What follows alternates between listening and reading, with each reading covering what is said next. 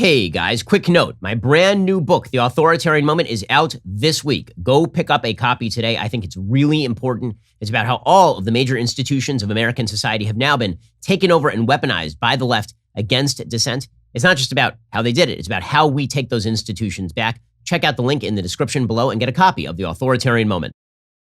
Joe Biden continues to dodder around. It is incredible how the Democratic Party is now completely reliant on the continued durability of a man who clearly is losing it. Here was the president of the United States yesterday saying that he ran for 3 reasons, but he can only remember 2. I remember when this killed Rick Perry's presidential campaign when he did something similar. But apparently it's no problem when sitting president of the United States can't put things together.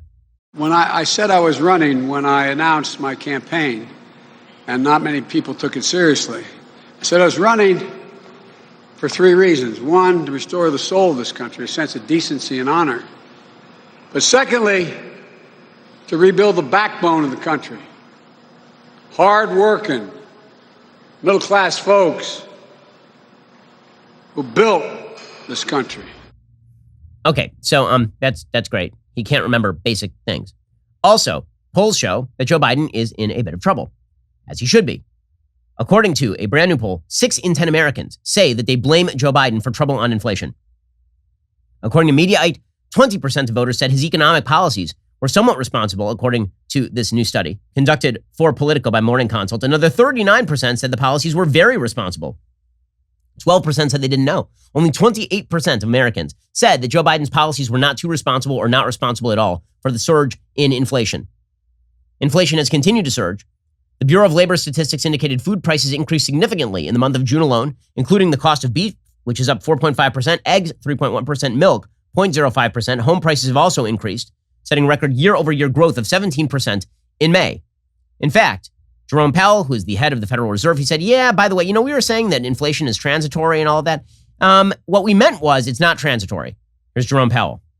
The process of reopening the economy is unprecedented, as was the shutdown at the onset of the pandemic.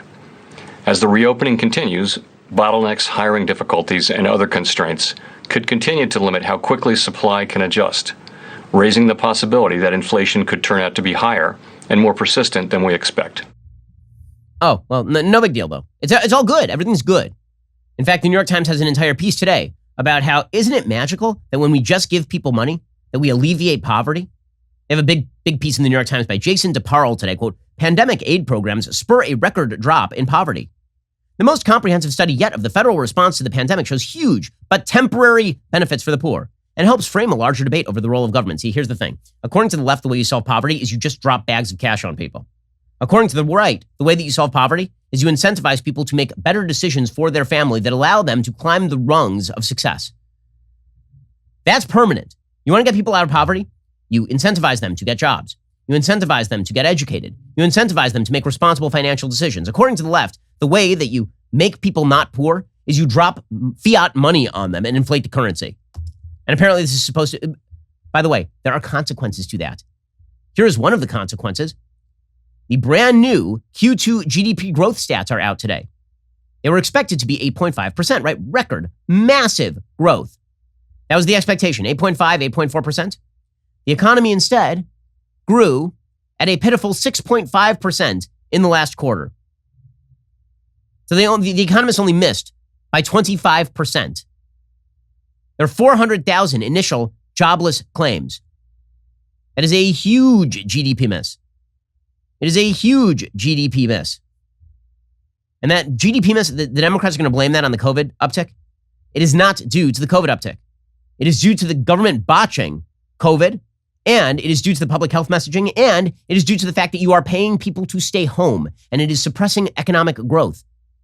You're inflating the currency, you're inflating prices, demand is starting to decline because you have inflated the prices, and because productivity is not ramping up to meet demand. All of this is policy. Policy is what is doing this right now. If you just left everything, it's fun. The entire Democratic Party was going around shouting, build back better. We got to build back. That's the thing. Build back. You didn't even build back to regular. When they say build back better, what they mean is, what if we used this pandemic as an excuse to dismantle all of the institutions of success that had created a historically prosperous economy in March of last year. What if we just dismantled all of that and then built it back better? Instead, here's what you get. You get my 7-year-old building a beautiful structure with her blocks, and then my 1.5-year-old coming in, wrecking it, and then stacking 2 blocks and being like, I built back better. This is what you have done if you are the Democratic Party at this point. That is a terrible miss. 6.5% growth versus 8.5% growth? Not even close. Not even close.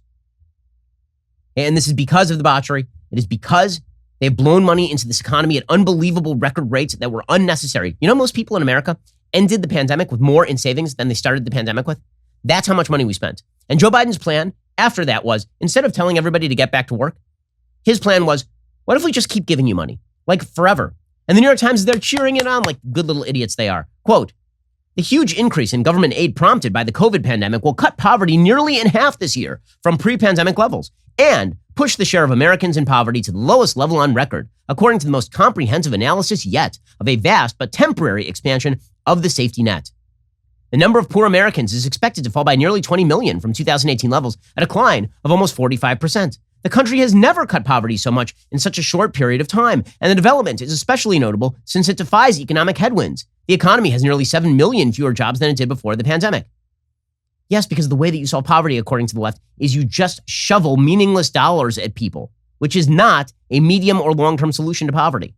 It has never been a medium or long-term solution to poverty, to just shovel money at people. It exacerbates over the long haul systemic poverty. It creates incentives for people to make worse financial decisions. It reduces growth rates. It gets rid of incentive for entrepreneurs to create new businesses and better products and services. Joe Biden is going to feel the burden here. He really is. The Democratic Party has blowback coming. 2022 is going to be a very bad year for them. It's the reason why they're so reliant on the January 6th commission. Because if at any point the American people look around and realize that we shouldn't be in a slow growth mode here, we should be in the fastest growth probably ever, thanks to the artificial coma the economy was put in last year. And now it's being blown by the incompetence of a spend first, tax later administration. Yeah, the American people are not going to react well to this in any way, shape, or form. The battle for the culture is heating up. We here at the Daily Wire are making some big moves. So be sure to like, subscribe, ring that bell, because you're not going to want to miss a single moment.